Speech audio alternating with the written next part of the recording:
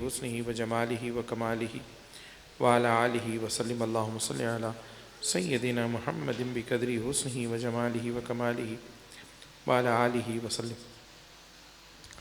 ہر مرض کی دوا ہے صلی علی محمد، اللہم صلی علی سیدنا محمد بقدر حسنہ وجمالہ وکمالہ وعلی آلہ وسلم۔ کیونکہ محمد صلی اللہ علیہ وآلہ وسلم پر درود و سلام پڑھنے سے ساری دعائیں قبول ہو جاتی ہیں۔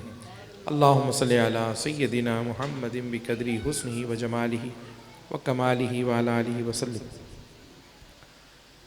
حضور پر نور حضرت محمد مصطفیٰ صلی اللہ علیہ وآلہ وسلم اپنے صحابہ کرام کے ساتھ مسجد نبوی میں تشریف فرما تھے۔ ایک صحابی آئے، انہوں نے نماز ادا کی۔ نماز ادا کرنے کے بعد فوراً اللہ سے دعا مانگنا شروع کر دی۔ اللہ کے نبی صلی اللہ علیہ وآلہ وسلم نے فرمایا، اے نمازی تو نے بہت جلد بازی سے کام لیا، اے نمازی تو نے بہت جلد بازی سے کام لیا، اے نمازی تو نے بہت جلد بازی سے کام لیا۔ اتنی دیر میں ایک اور صحابی آئے اور انہوں نے نماز کے بعد پہلے اللہ کی پاکی یعنی کہ اللہ کا ذکر کیا، اللہ کی پاکی بیان کی، اور پھر حضور صلی اللہ علیہ وآلہ وسلم پر درود و سلام پڑھا، اور پھر دعا کے لیے ہاتھ اٹھائے۔ جب اللہ کے نبی صلی اللہ علیہ وآلہ وسلم نے اپنے صحابی کا یہ عمل دیکھا کہ نماز کے بعد اللہ کی پاکی بیان کی اور پھر حضرت محمد صلی اللہ علیہ وآلہ وسلم پر درود و سلام پڑھا، اور کیا منظر ہوگا کہ آقا علیہ السلام سامنے جلوہ افروز ہیں اور وہ حضور صلی اللہ علیہ وآلہ وسلم پر درود و سلام پڑھ رہا ہے، اور مسجد نبوی ہے، اور پھر اس نے دعا کی۔ اللہ کے نبی نے اس کو مخاطب کر کے فرمایا، اے نمازی مانگ، تو جو مانگے گا تجھے عطا کیا جائے گا، اے نمازی تو مانگ، جو تو مانگے گا تجھے عطا کیا جائے گا، اے نمازی تو مانگ، جو تو مانگے گا تجھے عطا کیا جائے گا۔ یعنی کہ دعا کے آداب اللہ کے نبی نے ہمیں بتلائے ہیں۔ اس حدیث پاک میں رہتی دنیا تک کے لیے دعا مانگنے کا طریقہ اللہ کے نبی نے اپنی امت کو دے دیا ہے۔ کیسے دعا مانگنی ہے؟ کہ سب سے پہلے اللہ کا ذکر کرنا ہے، اللہ کی پاکی بیان کرنی ہے، پھر حضرت محمد صلی اللہ علیہ وآلہ وسلم پر درود و سلام پڑھنا ہے، کیونکہ حضرت عمر بن خطاب رضی اللہ تعالیٰ عنہ فرماتے ہیں کہ دعا آسمان سے اوپر جاتی ہی نہیں ہے جب تک کہ آپ دعا کے اول اور آخر میں درود شریف نہ پڑھ لیں، یعنی کہ وہ دعا قبول ہی نہیں ہوتی جو درود پاک پڑھ کے نہ مانگی جائے۔ تو درود پاک پڑھ کے جو دعا کی جائے وہ دعا قبول ہوتی ہے۔ تو دعا مانگنے کا طریقہ یہ ہے کہ پہلے اللہ کا ذکر ہو، پھر حضور صلی اللہ علیہ وآلہ وسلم پر درود و سلام پڑھا جائے، اور پھر دعا کی جائے، تو پھر دعا قبول ہوتی ہے۔ اللہ پاک ہمیں عمل کی توفیق عطا فرمائے، کثرت کے ساتھ درود پاک پڑھنے کی توفیق عطا فرمائے۔ زندگی کا ایک ایک لمحہ، یہ گھڑی کی جو ٹک ٹک ہے نا، یہ ہماری زندگی کے درخت پر ایک کلاڑی ہے۔ ایک ایک سیکنڈ ہماری زندگی کا کم ہو رہا ہے۔ مغل بادشاہ اکبر، جس کی حکومت بر اعظموں پر تھی، پتہ ہے کیا کہتا ہے؟ مجھ سے میری ساری سلطنت لے لو، بدلے میں مجھے میرا بچپن لوٹا دو۔ کیسے ممکن ہے؟ ساری سلطنت میں کیا تھا؟ موجودہ پاکستان، موجودہ بھارت، چین کے علاقے، افغانستان کے علاقے، اور بھی یہ بہت سارے ممالک اس کی جو ہے حکومت میں آتے تھے۔ کہ مجھ سے سب کچھ لے لو، یہ ہیرے جواہرات، یہ میرا ملک، سلطنت، میرا تاج، سب کچھ لے لو، بدلے میں صرف مجھے میرا گزرا وقت، میرا بچپن لوٹا دو۔ تو گزرا وقت پھر کبھی نہیں آتا، اسی لیے روزانہ کوشش کریں کہ آپ اپنی زندگی میں درود شریف پڑھنے کے لیے تھوڑا وقت نکال لیں۔ اس سے ہوگا کیا؟ آپ کی آخرت کی تیاری ہو جائے گی۔ قیامت کے دن یہ درود شریف پڑھنا جو ہے نا، یہ بخشش اور نجات کا ذریعہ ہو جائے گا۔ ایک حدیث ہے جو مختصراً میں آپ کو بیان کر دوں۔ قیامت کے دن ایک حضور صلی اللہ علیہ وآلہ وسلم کی امتی کو فرشتے پکڑ کر جہنم کی طرف لے کر جا رہے ہوں گے۔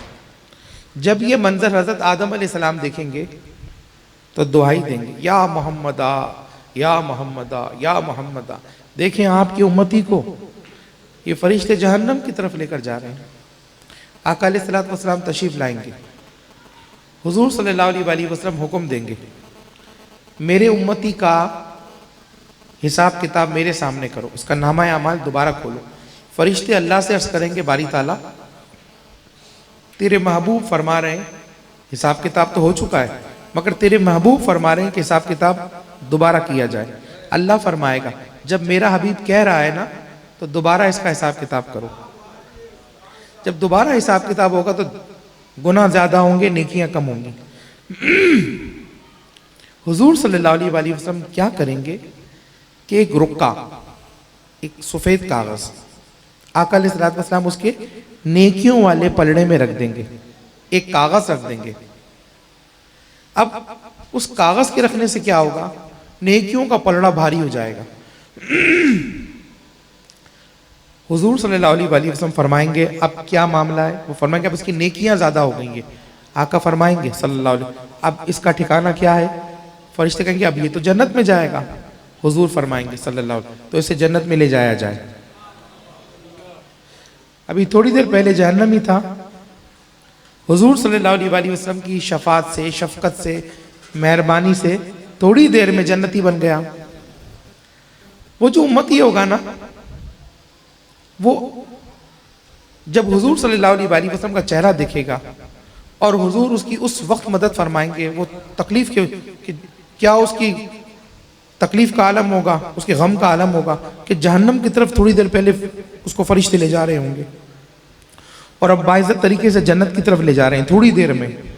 تو وہ کہے گا کہ تھوڑا ٹھہرو، یہ جن کی برکت سے میں جنت میں جا رہا ہوں نا، مجھے ان کے قریب جا کر پوچھنے دو یہ ہیں کون۔ جب وہ اللہ کے نبی کے قریب آئے گا، عرض کرے گا کہ آپ کون ہیں؟ میں تو جہنم کا ایندھن بن چکا تھا نا، آپ کی برکت سے میں جنتی ہو گیا، آپ ہیں کون؟ اللہ کے نبی فرمائیں گے میں ہی تو تیرا نبی ہوں، میں ہی تیرا نبی، آخری نبی حضرت محمد صلی اللہ علیہ وآلہ وسلم۔ اللہ کے نبی یہ آپ نے میرے، وہ امتی خوش ہو جائے گا، اے اللہ کے نبی آپ نے میرے یہ نیکی کے، اللہ کے نبی میرے نامہ اعمال کے ترازو میں آپ نے کیا رکھا؟ اللہ کے نبی ارشاد فرمائیں گے یہ تیری امانت تھی جو تو نے دنیا میں مجھے دی تھی۔ عرض کرے گا اللہ کے نبی میری اور آپ کی تو دنیا میں ملاقات ہی نہیں ہوئی، پھر میری امانت میں نے کیسے آپ کو دی؟ میری اور آپ کی تو دنیا میں ملاقات ہی نہیں ہوئی، میں نے تو کوئی آپ کو امانت دی نہیں۔ اللہ کے نبی فرمائیں گے یہ وہ درود تھا جو تو نے دنیا میں مجھ پر پڑھا تھا، یہ وہ تیرا پڑھا ہوا درود شریف تھا جو تو نے اپنی زندگی میں دنیا میں مجھ پر پڑھا تھا، آج میں نے تیرا ہی پڑھا ہوا درود اس مشکل کٹھن گھڑی میں تیرے نامہ اعمال میں رکھ دیا، اور اس درود کی برکت سے اس کا نامہ اعمال نیکیوں کا پلڑا بھاری ہو گیا۔ ایک اللہ کے بزرگ گزرے ہیں، اللہ کے نیک ولی، ولی مانے دوست، عربی میں جیسے اردو میں دوست کہتے ہیں، انگلش میں فرینڈ کہتے ہیں، عربی میں ولی کہتے ہیں، ولی اللہ، اللہ کا دوست۔ ان کا نام تو خواجہ حسن بصری، خواجہ حسن 70 صحابہ کرام سے علم فیض حاصل کیا، ایک ام المومنین کا دودھ مبارک بھی نوش فرمایا ہے۔ حضرت خواجہ حسن بصری، یہ آپ کا مقام ہے۔ میری بات سمجھ میں آ رہی؟ مسلسل پروگرام کی وجہ سے، مسلسل ٹریولنگ کی وجہ سے گلا بیٹھ گیا ہے، آواز سمجھ میں آ رہی ہے نا؟ تو خواجہ حسن بصری کے پاس ایک خاتون آئیں اور آن کر عرض کرتی ہیں، رونے لگی، یا خواجہ حسن بصری میری ایک جوان بیٹی تھی، مر گئی، میں بہت پریشان ہوں، کیا آپ بتا سکتے ہیں؟ مجھے کوئی ایسا وظیفہ بتا دیں، میرا دل بہت بے قرار ہے، بے چین ہے، مجھے پتہ پڑ جائے کہ وہ جنت میں ہے کہ جہنم میں. اگر جنت میں ہوگی تو اللہ کا شکر ادا کروں گی، اگر جہنم میں ہوگی تو اللہ سے دعائیں کروں گی، کوئی صدقہ خیرات کروں گی، اس کے لیے اللہ سے سفارش کروں گی، دعائیں مانگوں گی. خواجہ حسن بصری نے اس خاتون کو ایک وظیفہ بتا دیا کہ جاؤ یہ پڑھو، اللہ مہربانی فرمائے گا. اللہ کے ولی کی زبان سے بات نکلے تو بات تو پوری ہونی ہے. وہ خاتون وظیفہ پڑھتے پڑھتے سو گئی. خواب میں اپنی مری ہوئی بیٹی دیکھتی ہے. کیا دیکھتی ہے؟ کہ آگ نے اس کو لپیٹ رکھا ہے، اس لڑکی کو، اور چیخ رہی ہے، چلا رہی ہے، پکار رہی ہے. جب ماں نے اپنی بیٹی کو آگ میں جلتے دیکھا نا خواب میں، تو چیخ مار کر ڈر کر خوف سے اٹھ گئی. اگلے دن حضرت کی خدمت میں پہنچی، خواجہ حسن بصری کی خدمت میں، کہا حضور میں نے اپنی بیٹی کو اس طریقے سے جہنم کے اندر آگ میں جلتے دیکھا، آپ بھی دعا فرمائیں، میں بھی دعا کروں گی کہ اللہ پاک آسانی فرمائے اور اس کے لیے عذاب میں تخفیف کر دے. خواجہ حسن بصری نے بھی اس کے لیے دعا کی، اس کی ماں بھی اس کے لیے دعا کرتی رہی. کافی دن گزر گئے. کچھ دنوں کے بعد، مہینوں کے بعد یا دنوں کے بعد خواجہ حسن بصری ایک خواب دیکھتے ہیں. خواجہ حسن بصری خواب میں کیا دیکھتے ہیں کہ ایک لڑکی جنت میں کسی خوبصورت مقام پر ہے اور اس نے لباس بہت شاندار پہن رکھا ہے. وہ لڑکی خواب میں خواجہ حسن بصری سے کہتی ہے یا خواجہ حسن بصری کیا آپ مجھے پہچان گئے میں کون لڑکی ہوں؟ تو خواجہ حسن بصری کہتے ہیں لا، اے لڑکی میں تو تجھے نہیں جانتا، تو کون ہے؟ وہ لڑکی کہتی ہے کہ میری ماں آپ کے پاس آئی تھی وظیفہ پوچھنے کے لیے. خواجہ حسن بصری فرماتے مجھے خواب میں اس کی ماں کی بات یاد آ گئی. میں اس لڑکی کو کہتا ہوں تو جہنم میں تھی، تو یہ جنت میں کیسے پہنچ گئی؟ تو یہ جنت میں کیسے آ گئی؟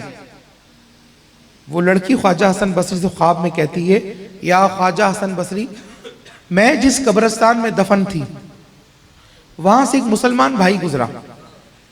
اس نے قبرستان میں کوئی راستہ تھا اور میری بھی قبر اس قبرستان میں تھی. وہ قبرستان میں سے گزرتے گزرتے اس نے قبرستان میں راستہ تھا اور قبرستان میں سے گزرتے ہوئے ایک مرتبہ حضرت محمد صلی اللہ علیہ وسلم پر درود پاک پڑھ لیا تھا اور درود شریف پڑھتے پڑھتے قبرستان کے اندر سے گزر گیا. بس اللہ کی رحمت پہنچ گئی. اللہ کی رحمت آئی، اللہ نے اعلان فرمایا اس کا اللہ اکبر،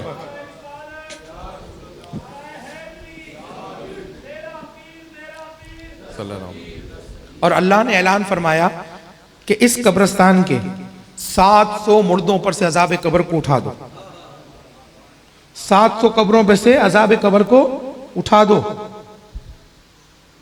اور وہ لڑکی کیا عرض کرتی ہے ان 700 قبروں میں سے ایک قبر میری بھی تھی.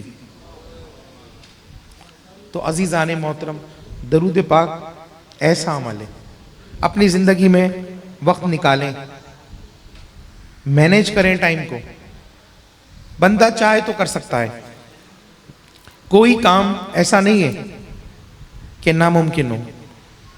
بس کوشش کرنے کی ضرورت ہوتی ہے کہ آدمی جب سچے دل سے کوشش کرتا ہے تو کام سارے ہو جاتے ہیں.